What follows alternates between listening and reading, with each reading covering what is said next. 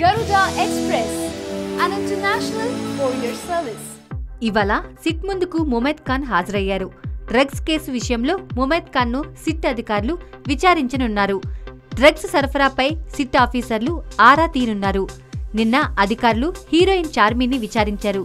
ముమైత్ ఇంతకు ముందే డ్రగ్స్ పై స్పందిస్తూ తాను ముంబైలోని స్లమ్ కుటుంబం నుండి కష్టపడి స్టార్గా ఎదిగాను.